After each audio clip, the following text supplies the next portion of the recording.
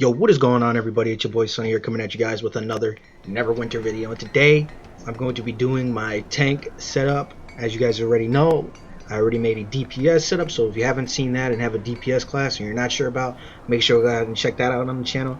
Without further ado, let's just jump in and get straight into it, okay? And if you are new around here, real quick, hit that like, subscribe button with notification bells. Appreciate it. Helps out the channel a lot. Alright, now we're done getting all that YouTube bullshit out the way. We're jumping into it. Now, for running a tank, there's a lot of choices out there. There's no one way to run a specific tank.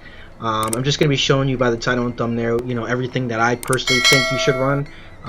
But by all means, you can play however you want to play. These are not intended to define any specific person or tell you that this is the only way to play a tank. It's not. There are plenty of other ways. This is just, in my opinion, I have successfully ran Tom using this loadout, so I would assume solo tanking too.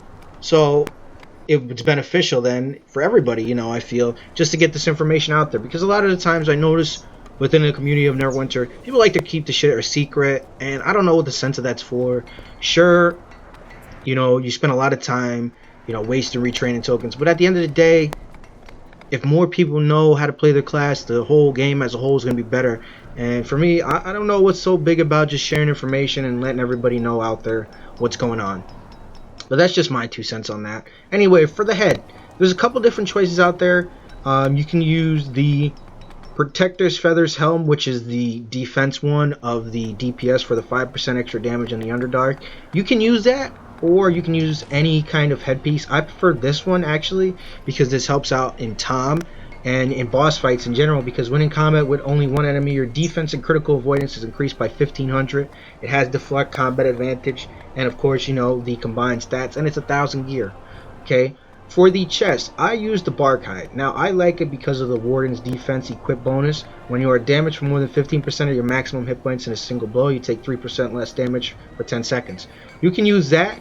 You can use the Gladiator's Guard, which for every 5 seconds you are in combat, you gain 0.5 defense to a max of 6%. So this is also a nice chest piece. Other than that, those are kind of the only 2 chest pieces I alternate to. Sometimes I'll use this, but in terms of its equip bonus, it's not really beneficial to a tank, whereas these 2 I'm showing you guys are more beneficial. These Arms Mercenary of the Blaze Bracers, these are one of my favorite arms for the tank, because it gives us the Bulwark Shield, which you take 3% less damage from ranged attacks. This does stack twice. As you can see over here, we can jump into the ring. So again, Defender's Ring of the Keeper, these are from Tom. These are going for pretty cheap on the auction house now. Same thing with the weapon set. It doesn't matter which one you have. The main thing is your artifact set. You want incoming healing and HP. Okay, as a tank, it's important to have that incoming healing, as well as making sure you reach the hit points, you reach the defensive cap. So there's a lot of things going on with a tank that a lot of people don't know about. You might have all the defensive caps and the HP maxed out, but if you don't have a lot of incoming healing, you're not going to get that overshield from the pally, or even just the cleric heals in general, because you're taking the brunt of all the damage. And for your main hand, just use whatever attack you use the most. For barbs, it's Sure Strike. And for the boots, I use the Gladiate Spike Gators. There's a lot of options out there. By any means are these the only boots you can use. I use these because they're 1000. They give critical avoidance and deflection, which is 2 very important stats for a tank. And when you are 25, the asterisk closer to your target, your combat advantage and your accuracy is increased by 1000. Like I said, the combat advantage is also big on the tank. It helps us keep the damage, because you also need to have damage as a tank to maintain the aggro as well, especially if you plan on doing Tom in the future. Another thing real quick, I don't know if I talked about in the other video, in your utilities, the best in slot is the tacticals for the incoming healing, and to consume your gear with hit points, in my opinion.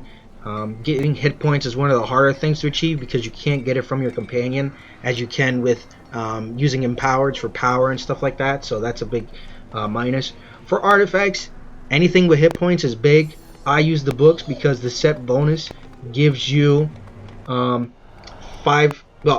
5,000 maximum hit points. This value increases for every journal. So even if you only have 2, you'll still get 10k hit points.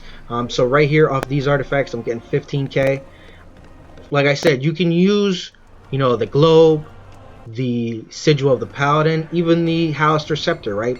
Whatever gives you hit points is what you want to use for your artifact, because like I said, playing into the hit points category is big for a tank. I use the belt of the Mad Mage set. Okay, you don't have to. You can use whatever set you want in a tank. There's way more flexibility in terms of this. You can use the knives for bonus damage to the DPS or the party as a whole.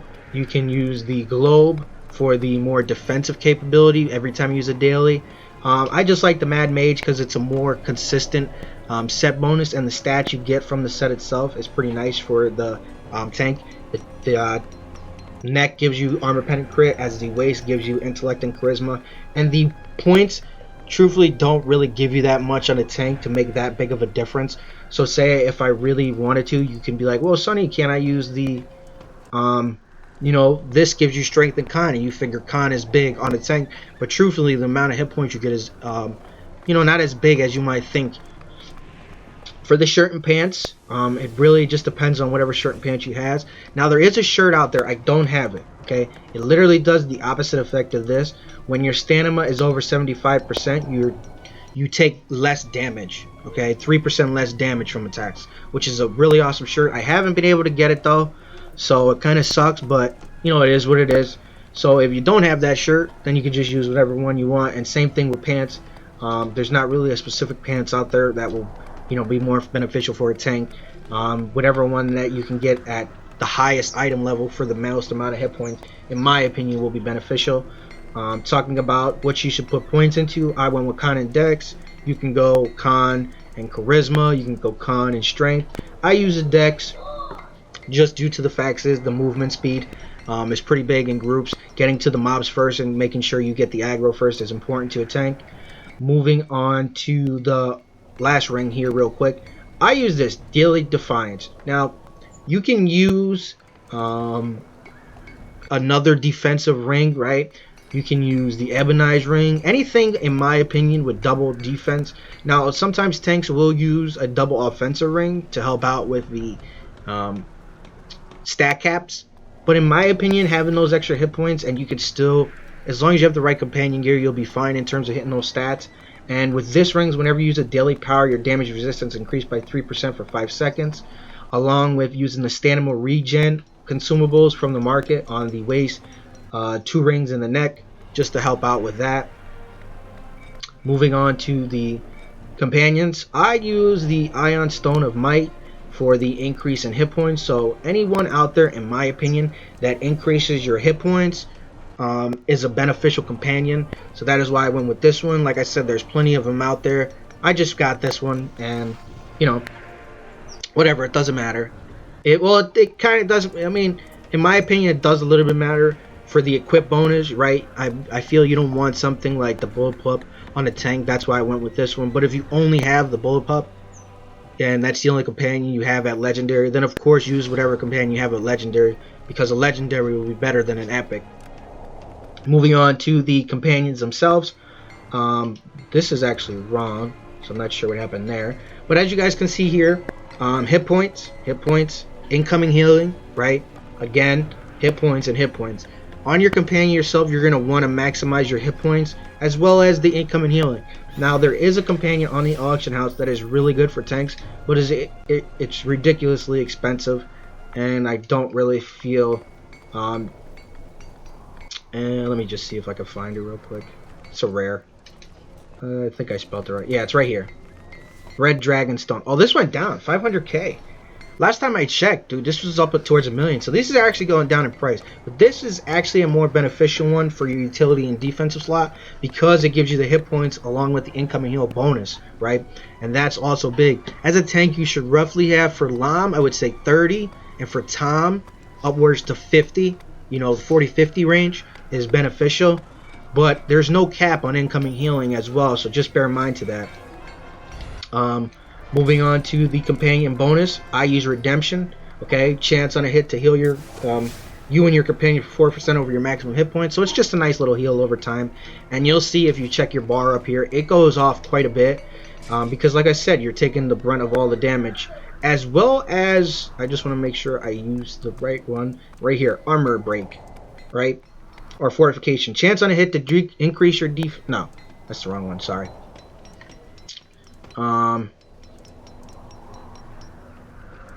Chance... let me see. Yes, this one. It was armor break. Okay. This is good for bosses. So if you just want to switch between the two, or if tanks are your only main, maybe you'll have two different loadouts. I would use this one on bosses. Armor break. Chance on a hit to reduce an enemy's defense by up to 2,000 for 15 seconds. Okay. So taking 2 grand off of any boss, or even the mobs themselves, you know, I don't really use it on mobs because they melt so fast as it is now, but on bosses, you will see a bigger difference with this on.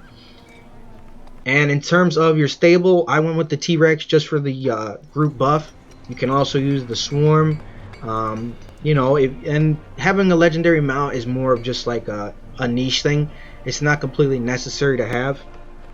In terms of equip power, I went with the the Triceratops for the hit points. This is only a legendary version. Of course, if you this is only an epic version. Holy crap, dude! I'm sorry about that. This is only the epic version at 25k maximum hit points. The legendary does give you 50,000, so that is a 25k increase. Now, is the value worth it? I mean, if tank is the only class you play and maybe you're looking for a mount, then yeah, I would say so. But for me, as I have 2 different loadouts and I play, you know, the tank and the DPS, and I don't have the money for a legendary Triceratops, right now the epic is perfectly fine.